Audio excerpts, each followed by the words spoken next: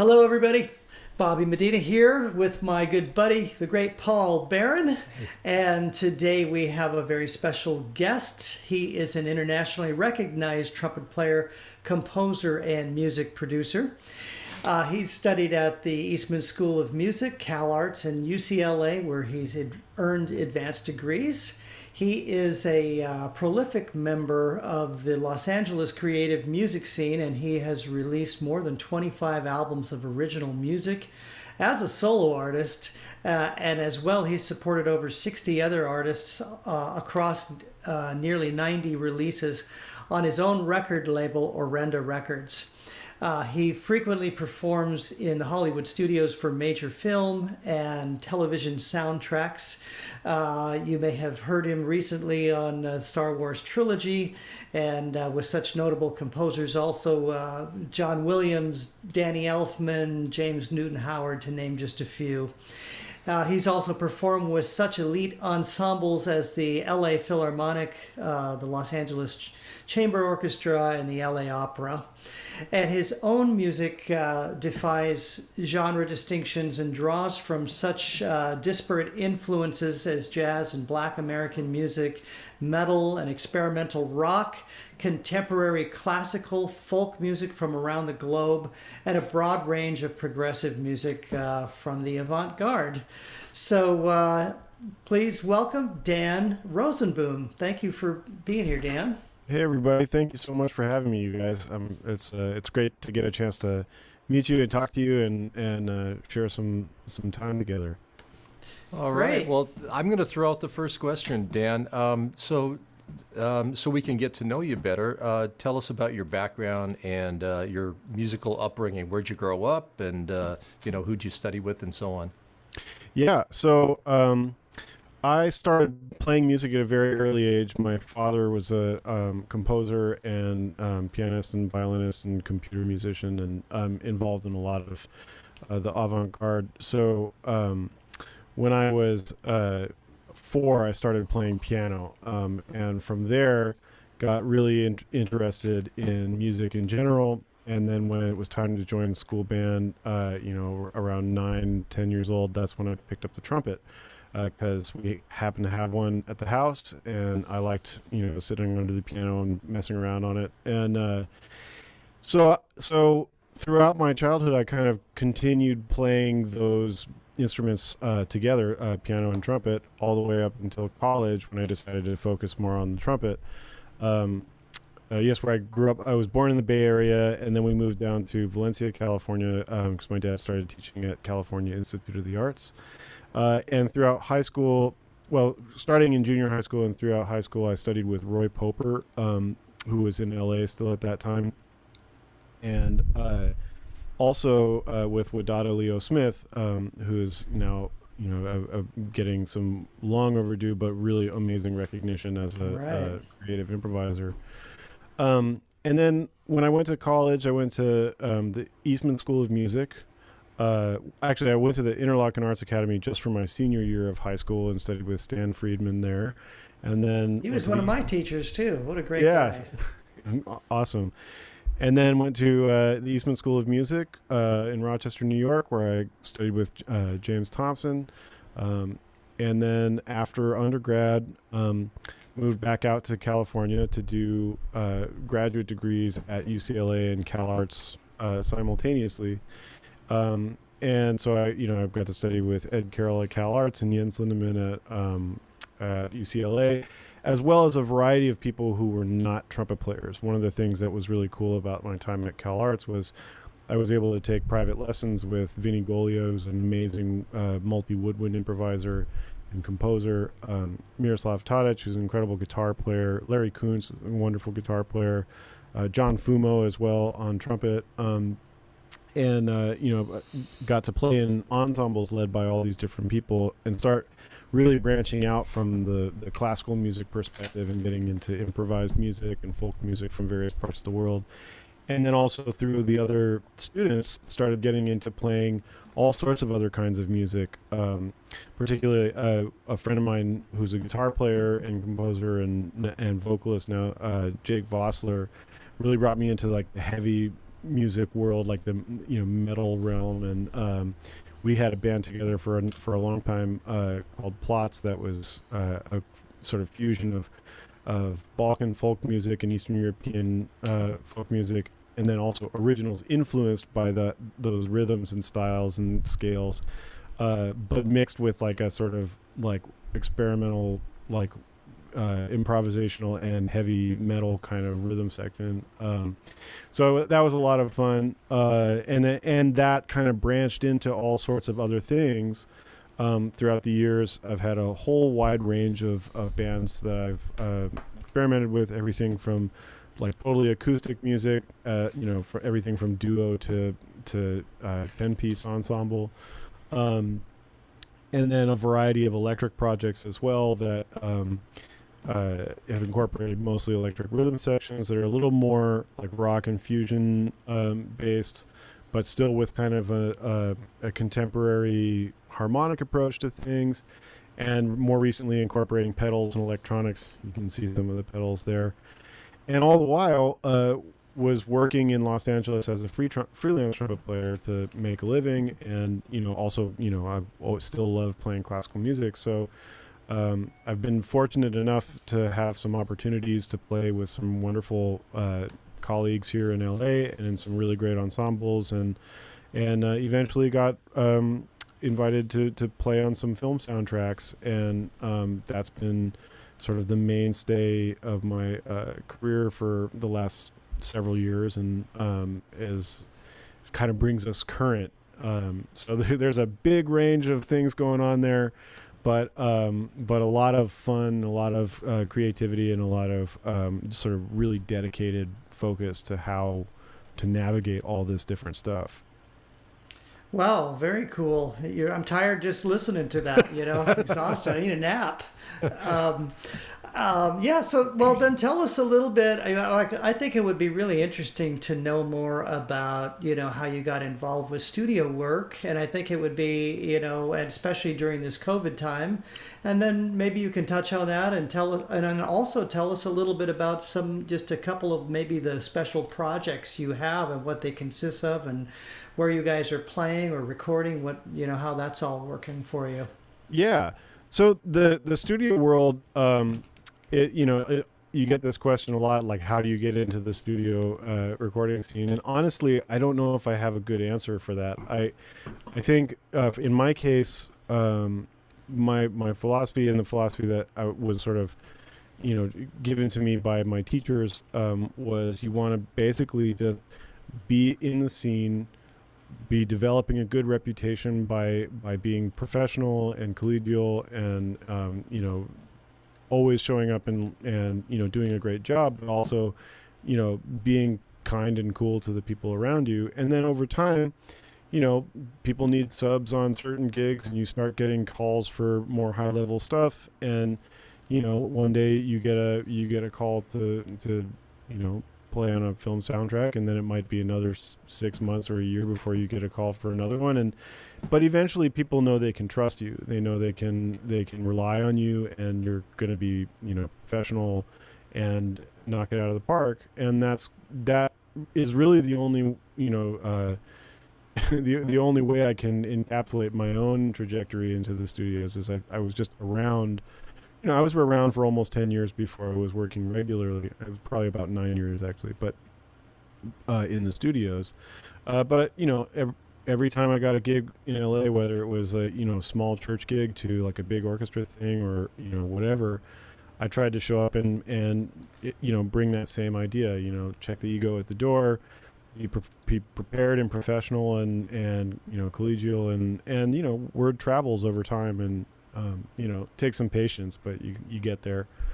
And then as far as my own projects go, that's really where my creative fire has been for pretty much my whole professional life. So in the practice room, I'm always preparing for being able to do anything that I'm asked to do, to the best of my ability.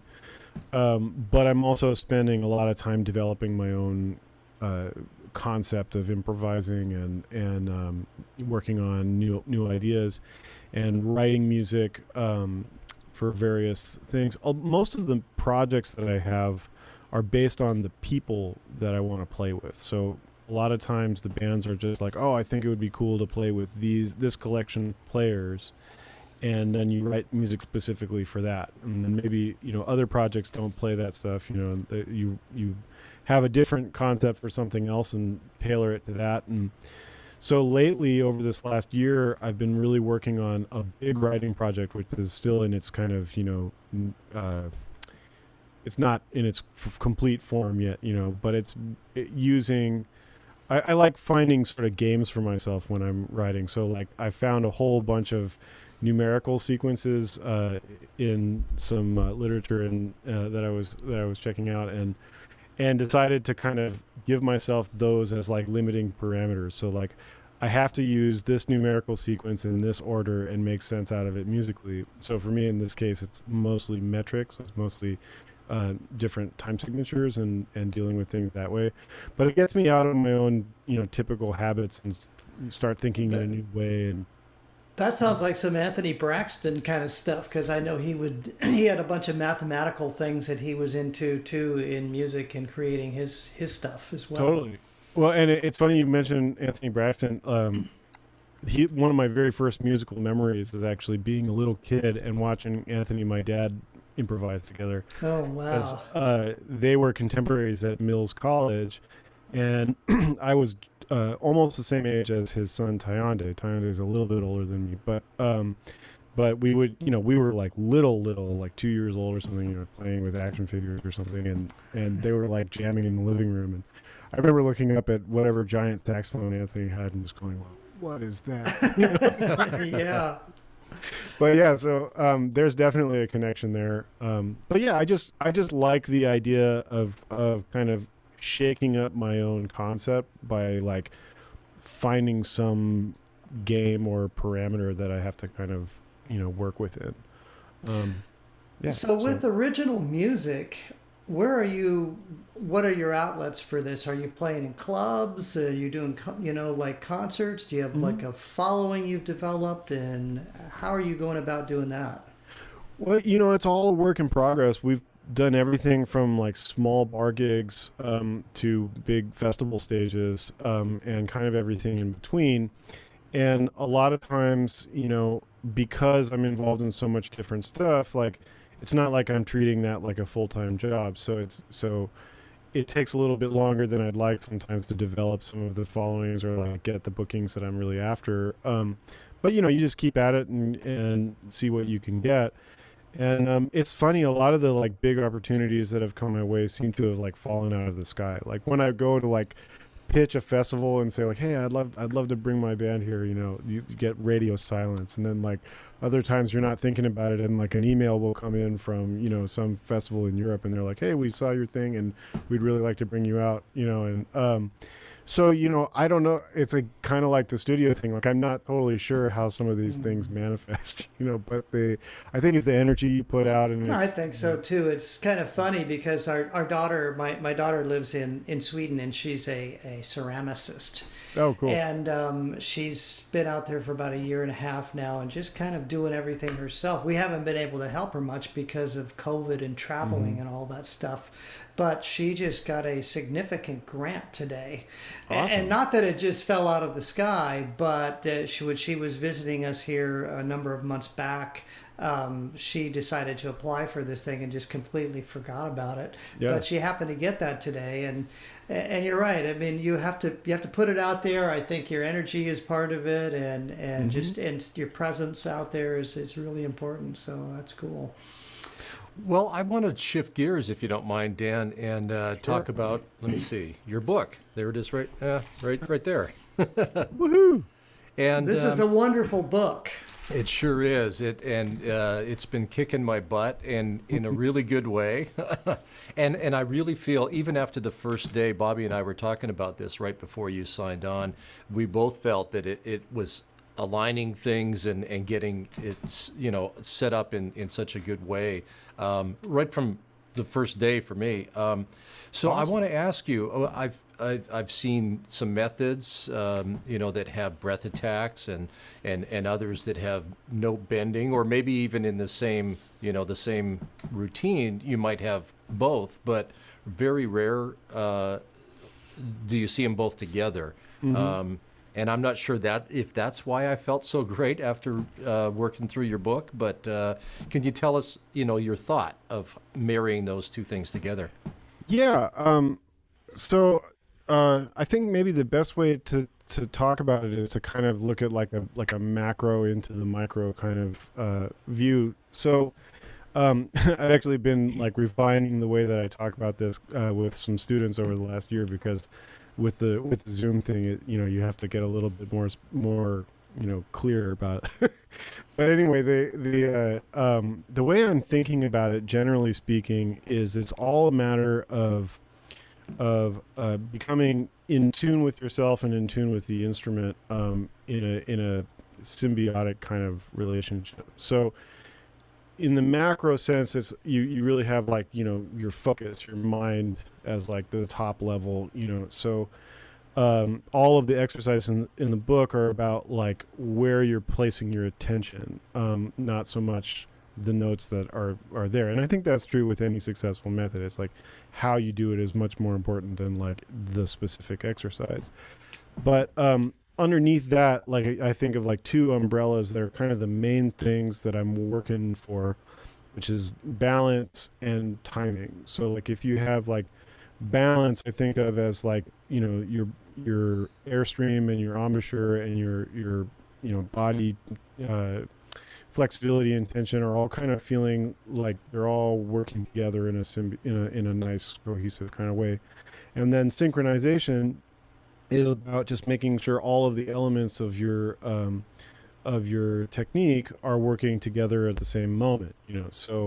So with breath attacks and bends specifically, I kind of think of the elements of your technique as being like sort of four things. Like this is kind of broad strokes, but you've got the air apparatus, which is basically like everything from your torso through the way the air goes through the horn. You've got your embouchure, you've got your fingers, and you've got your tongue. And so those four things have to be working in synchronization and in balance with each other in order to play efficiently and feel, like think the horn is working for you and not against you, right? So with that in mind, the reason for the breath attacks and the bends is sort of twofold. The breath attacks, and I should note that the breath attacks in this book are really meant to be rhythmic articulations. They're not meant to be like sort of fade-ins, like a clarinet coming in. Like that's useful in other ways to practice. But for this purpose, I'm thinking of timing all the elements at the moment of release on the airstream, right? So by taking the tongue out of the equation, we remove the crutch of synchronizing with the tongue, right? A lot of times we kind of depend on our tongue to kind of line everything up in time, but by timing it from the impulse of air coming from your torso, you're kind of like one step ahead, in terms of just getting everything flowing. The other thing is it forces you to set your embouchure and release the airstream simultaneously, right? Because if you're creating a breath attack, in a rhythmic kind of way with like a kind of release, there's this impulse that should relatively immediately start the vibration of the lips, and that's true whether you're playing from a closed lip beginning or an open lip beginning. And I sort of describe three different kinds of breath attacks. One is like a closed, which would be like a poo kind of attack. One is open, which is like a foo kind of attack. And then one is very open, which is like a who kind of attack, right? So alternating between those can be really useful in just kind of finding the balance that works best for you in the horn, and also for problem solving. So like if you feel too spread open, using the poo attack to kind of bring yourself back to focus is really good. Or if you feel too like tight or open, using the foo or the who attack is kind of helpful to kind of just loosen things up and get you flowing more. So the idea is to kind of use these breath attacks at the beginning to synchronize all those aspects of your playing and sort of also run a diagnostic on the way that you feel for the day. Then by connecting those through these bends, after that initial impulse of the air attack, you're creating a sense of elasticity in the embouchure that's driven by the airstream. I kind of imagine it being like, if you imagine like a rubber band, or like I have the like a hair tie thing. Like if you imagine like stasis is like just holding it with like no added pressure or no added stretching, and then the bends kind of just like, if my thumb's the airstream, the bend kind of like just like loosens up and creates some elasticity in the embouchure. And ideally, when you come back to center, it should feel like letting go of a rubber band rather than kind of manipulating the chops to go up or down. And then there's the quote upper bend, which is basically where you finger the note a half step up but keep the pitch the same. Mm-hmm. That was something that John Lewis and I kind of were talking about at work, and it's also something that's in the Flexus book. And I know that it's been in a variety of other things as well, and everybody describes it slightly differently. But I think of both the lower bend and the upper bend as being a way of gauging the response point in the instrument, right? So gauging that resistance and feeling how you can kind of push against it and it pushes back, and you find that sense of elasticity like an accelerator pedal in the car. And then by flowing through an arpeggio after that, you just kind of work on sonority and getting like a beautiful flow and a beautiful sound. So in that activation series in the first part of the book, the whole idea is, synchronization with the breath attacks, flexibility with the bends, and songful, beautiful, sonorous sound with the arpeggio, right? And then you get to the low note and you just love it. You give it some juice. And that's kind of why I think it works, or at least it works for me. And then throughout the section, we keep adding partials on the upper end and flowing farther down. And my idea with that is, if you kind of center yourself on C in the staff, that puts you equidistant between the F sharp below the staff and F sharp above high C, or double C to pedal C. And so that to me seems like a logical center of the range. So I try to get to an octave on either side of that, not in a hurried way or anything like that, but I try to get to it relatively early in my practice so that like I'm treating those things the same way. So and part of that's psychological. Part of it, by like going through all of these breath attacks and like doing the bends and arpeggios, by the time you finish that first section, you've breath attacked and bent almost every note in your range, which gives you a lot of confidence in terms of like entering cold on whatever, feeling loose and flexible wherever on the horn. But also it really starts to calibrate like the way that you're putting air into the instrument with the way that the instrument, the inherent resistance in the instrument. And it really starts creating this sense of like balance and synergy between you and the horn. And ultimately you want it to feel like just one continuous flow, so.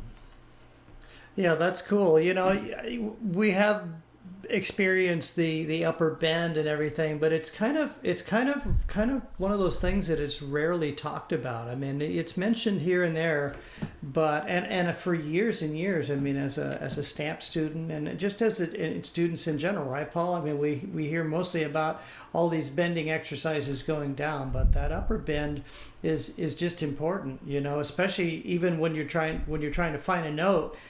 You don't just have to go down to find the center. If you go up and down, it really shows you where it's at. That whole equidistant thing is interesting too, because many of us, including myself, typically start on G. I like the feeling of G in the morning, but I've experimented with even like a set point of say like high G above the staff, but the middle C makes a little bit more sense in the way you just described, it being equidistant from all the other octaves.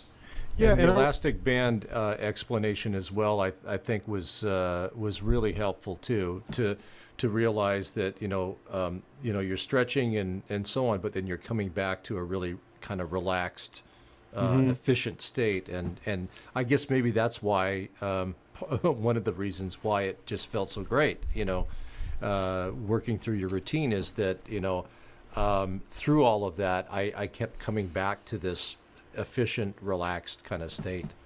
Yeah, that's really the goal. And just one other note on the bends.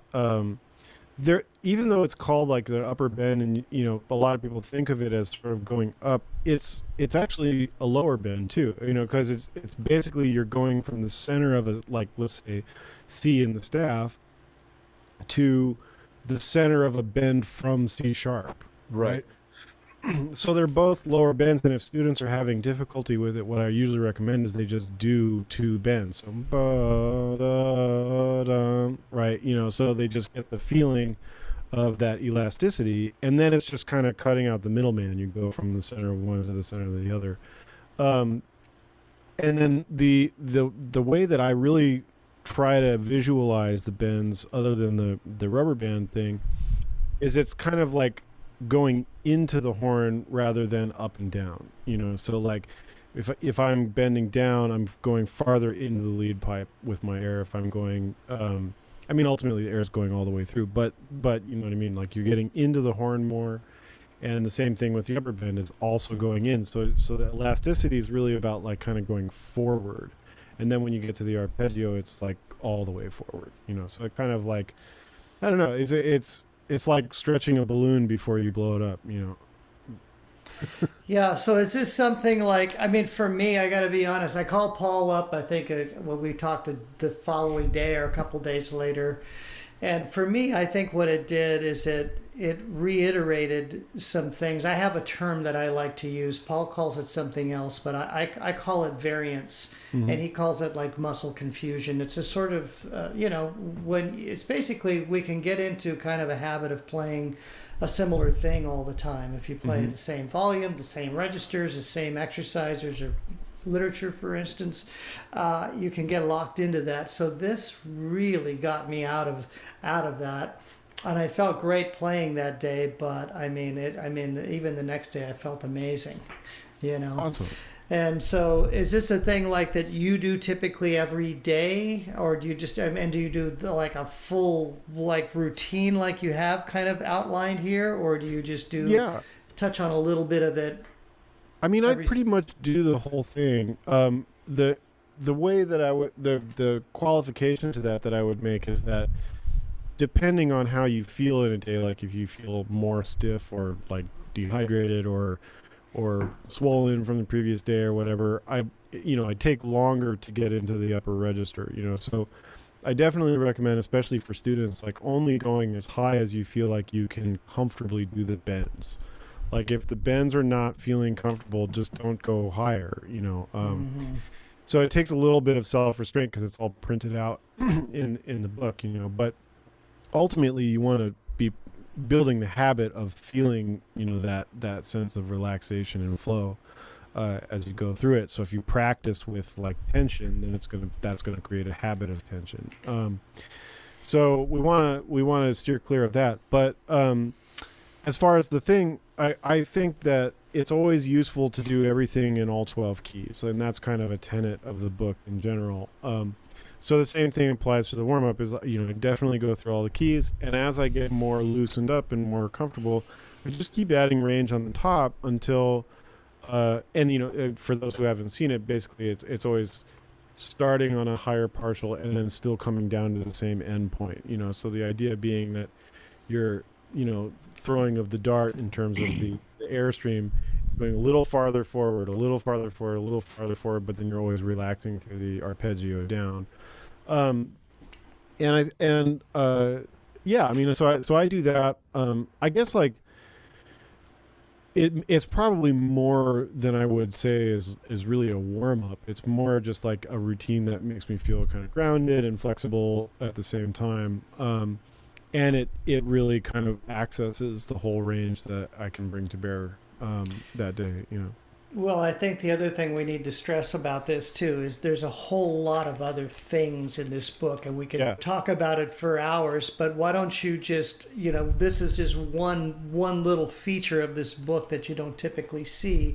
But Yeah. why don't you just briefly let everybody know what else is you cover in the book? Yeah, so the book was interesting. Like the way that it came about was actually John Lewis and I were just kind of geeking out about what we practiced while we were at work. And so I told him about this scale routine that I had come up with for myself, which included a whole bunch of varieties of scales in all 12 keys, going, expanding out from the middle.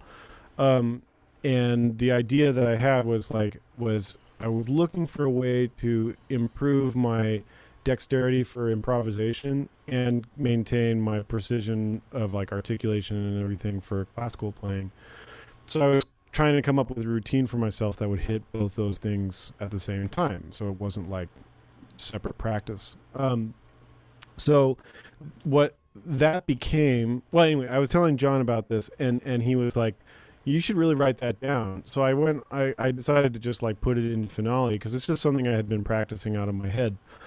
And I started putting it into Finale, and then when I wrote it out in all 12 keys, I had like 50 pages of material, and I was like, wait a minute, there's a book here, so that was really the first part of what became the book, and that actually is the expansion series sort of later in the book. It's maybe the fourth, I think it's the fourth section of the book. Basically, it goes through a variety of ways of treating chromatics, everything from like alternating every note up and down across 2 octaves as a way of like really gradually crossing the registers and working the fingers, to articulating just straight chromatics, to these cascades of like, 4s and 3s and 2s, and then some other what I call Bartok scales, which are the minor third half step, minor third half step, minor third half step, or half step minor third half step minor third, and then whole tone scales, and then some triple tonguing, and then Clark stuff, and then Arbin stuff, and then some 3 different kinds of pentatonic cascades, and then some diminished scales. And I was doing that in each key. And what I found was that in conjunction with like that exercise we were talking about before with the breath attacks and the bends, going through all of that and doing all these scales, like I was feeling super consistent, throughout all the registers, either while I was improvising or while I was, doing session work, so then I kind of included some other things that I had started doing. One of which is based on like a combination of Bylin flexibilities and Schlossberg. Basically it sort of follows like the first series of Bylin, but it does it in terms of key rather than in terms of partial. And it does it with equidistant intervals. So in this case, I used like a 5th up and a 5th down, so you're traversing a 9th. So that when you go like, right, do you go through that? I guess I was just singing the 4th. But the idea is like, when you get to the octave slurs, now you're doing 9ths. So you're going past the octave, which then starts, it sort of reorients your psychology about what it feels like to play an octave slur, right? So a lot of the exercises in the book are partially about this idea of like moving evenly in all directions, and part of it is about like sort of changing your psychology about the things we normally find difficult about playing, right? And so by combining that stuff with some Schlossberg stuff and some faster flexibilities, and some like wide interval oscillations, that's the flexibility and control section, which is the 3rd section of the book. I'm kind of working backwards, I guess. And then right before that, there's this integration section. And the reason I called it integration is it was a way early in the practice to start working on things that you find to be like major challenges for you, and pairing them, or let's say putting them on either side of something that makes you feel centered. So again, kind of working out from something that feels centered. So that kind of came out of actually years and years ago while I was preparing the Francais sonatine. You know, there's that fifth sequence that opens the thing. So it's up a fifth, down a whole step, up a fifth, right? So I started putting that interval series at the end of a stamp routine. So I'd go da dee na da na da da da da,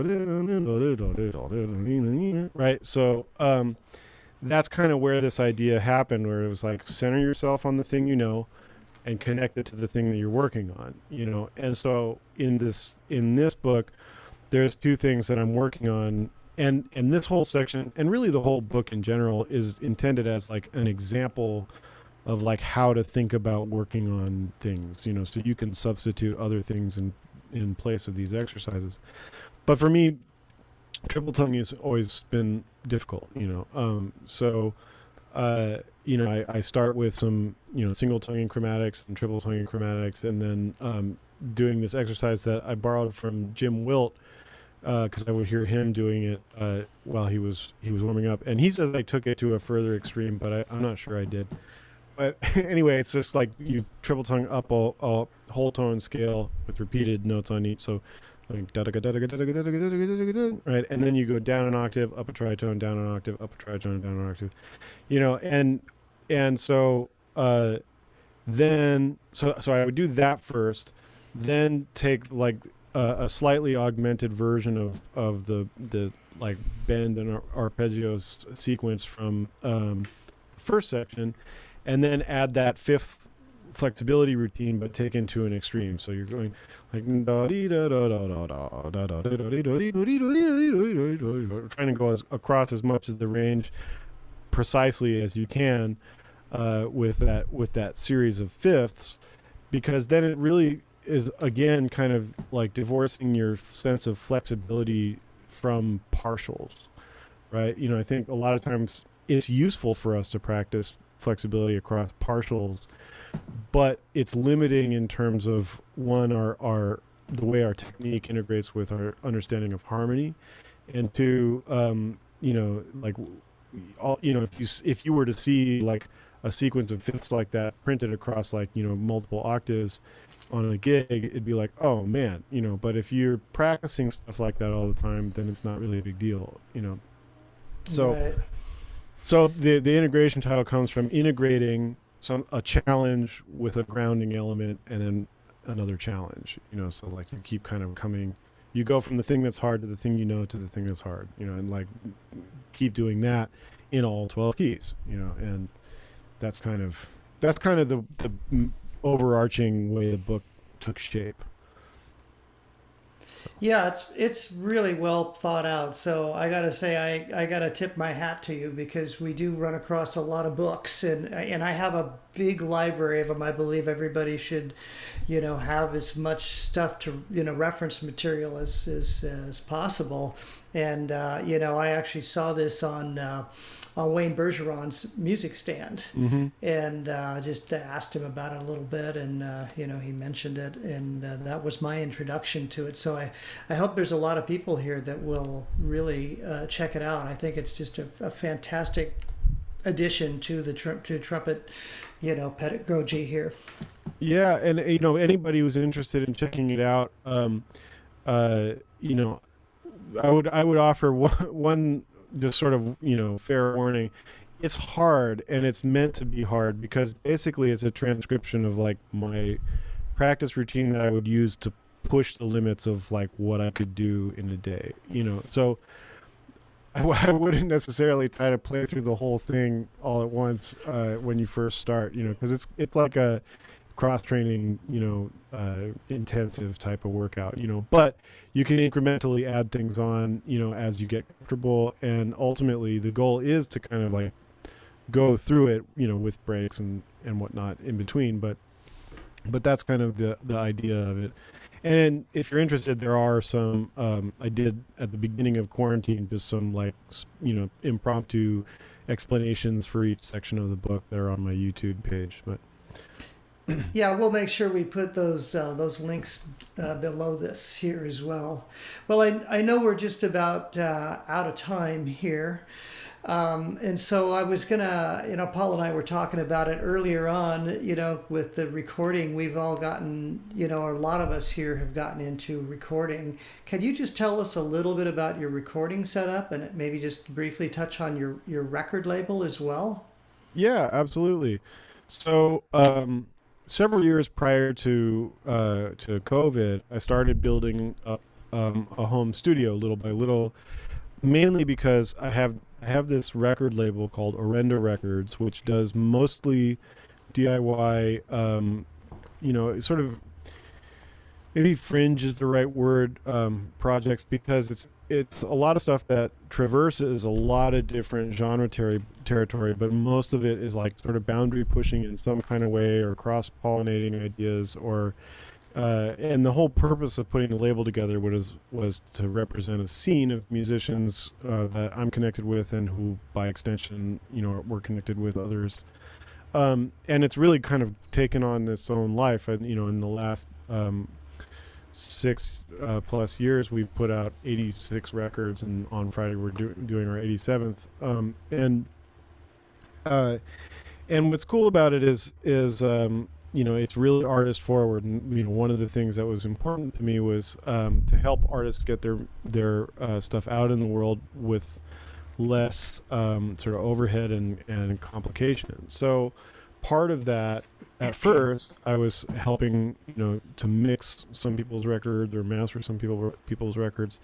And then I set up my mixing station in my former garage, and had an engineer friend come over just to hang out. And he kind of clapped around in the garage and was like, "Hell, you should record in here." And I was like, "Really? You think it'll work?" And he was like, "Yeah." So we started, or I started collecting some microphones and some preamps and stuff to try to get to the point where I could record full bands in there, and at least my own projects, and make it available to anybody else that was interested.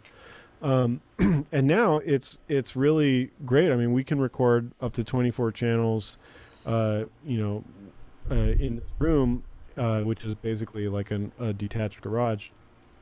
But you can't really see it, but I've got a baby grand piano here. I've got a stack of preamps over there, a couple of guitar amps over there, and a guitar over there, and drums behind me, and a bass amp over there.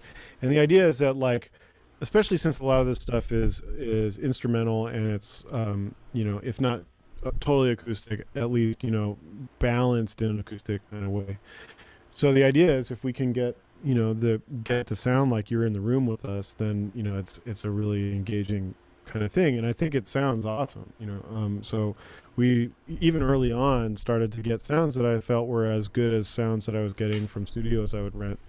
So that kind of took on its own life. And then once COVID hit, we did a lot of home recording. So I kind of dialed some things in more, kind of, set up, made some improvements. For my own trumpet recording setup, I use a Royer 122V. This mic is just for teaching lessons and doing interviews and stuff like that. But what is the V for? I know they have an R, right? But right. So the R122. So the R121 is the one that most people know, and that's a standard ribbon mic, that they engineered, and it's a wonderful mic. The 122 is a phantom powered version of that, and the reason that you might want to have a phantom powered ribbon microphone is a passive ribbon microphone takes a lot of gain, and you need a lot of clean gain from a really high quality preamp. If you want to use a preamp that doesn't have quite as much gain, you need phantom power to get enough signal out of the microphone. And then the 122V is basically like the 122, but it's vacuum tube powered, meaning that it's got a combination of the ribbon quality with the tube microphone quality. So the reason I got that is for my own solo stuff.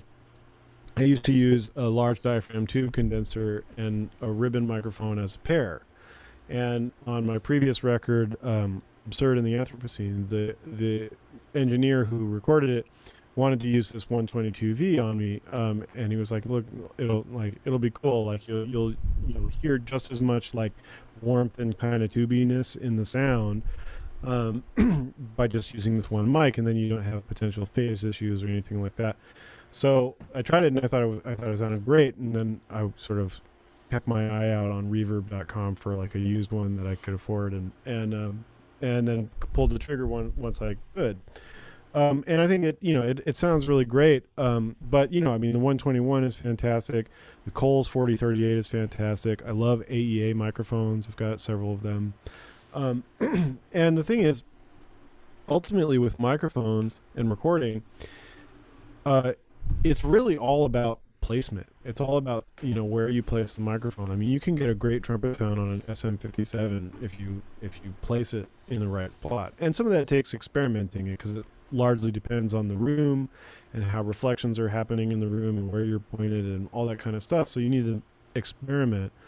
But that's one of the things that having a studio like this has been amazing for us. Like, if I can mic the drums up with like 8 microphones, and the piano with 2 to 4 microphones, and the bass with a microphone and a DI and the guitar amp and the trumpet and the saxophone, and still have it sound clear on everything, because you start understanding how the polar pickup patterns both receive and reject sound.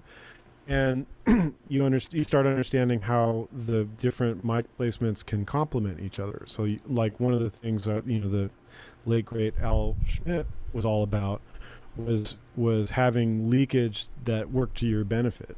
So like if you saw him record a big band at Capitol, everybody's sitting there together, and there's mics on everybody, but they're all open, like nobody's isolated. And you go in the mixing, or you go in the booth, and all the faders are at 0. If they're not running through any compressors or anything, it sounds like a finished record. I mean, so ultimately it can work to your advantage to have some extra bleed in there. But that's been a really super cool learning experience. Trying to kind of wrap my head around like how the acoustics are working and how the microphones are seeing and rejecting sound, and it's fascinating. I geek out on it. Well, we should probably, I think we're running out of time here, but we want to put up your URL. So if somebody wants to find your book, where would they go to find that? So if you go to danrosenboom.com, there's a link. I think it's under the store. Up at the top, there's like a store drop down. Okay. And there's a link right there for the Boom Method, and that's the book, and that'll take you, I think, to Carl Fisher's website where it's available now. Great, and we'll make sure that we post that as well when we post your interview up. Awesome, thank you so much. Yeah, thanks for being here. You've given us a lot of really great information. Congratulations on the book. Highly recommended here. And, and feel free to chime in on some of the conversations that are going on. Love having you in the group. And awesome. let's stay in touch and keep us apprised of what's going on. And when you have a new book or a new CD or something, let us know. We'll bring you back to talk about it. Oh, thank you so much. I really appreciate you guys bringing me in, and thanks for the opportunity. Okay, very cool. Thanks so much, Dan. Thank you, Dan.